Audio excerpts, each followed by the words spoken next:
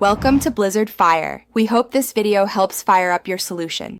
You'll start by confirming prerequisites: drivers, admin rights, and a clean fingerprint window. Plug the Morpho USB or use the laptop internal reader. Make sure the device is recognized in Device Manager. Once detected, install or open the Morpho or OEM enrollment software, then choose the fingerprint enrollment module. You should log into an admin account before enrolling. This prevents permission errors. Now position your finger correctly, center, light steady pressure, and prepare to follow the on-screen capture prompts. If prompted, update. Once enrollment begins, follow the software's capture sequence. Swipe or lift and replace your finger as instructed.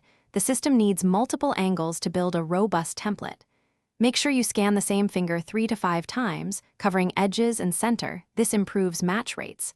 Between captures, slightly rotate and vary pressure to capture ridge detail. If quality drops, wipe the sensor. Oil or dirt reduces reads. Save the template, and then test a quick unlock to validate enrollment before continuing with additional profiles. To finalize, register the fingerprint with your OS account and enable biometric sign-in in settings. This links template to your profile. Make sure backup authentication methods exist, PIN or password, so you can log in if the sensor fails. Once enabled, reboot and verify unlock, log in to Screensaver, and authorize a sample app.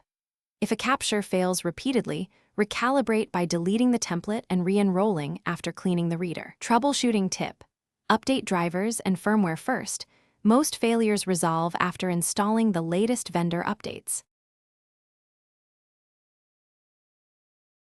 Thanks for watching. If you found this helpful, don't forget to like and subscribe.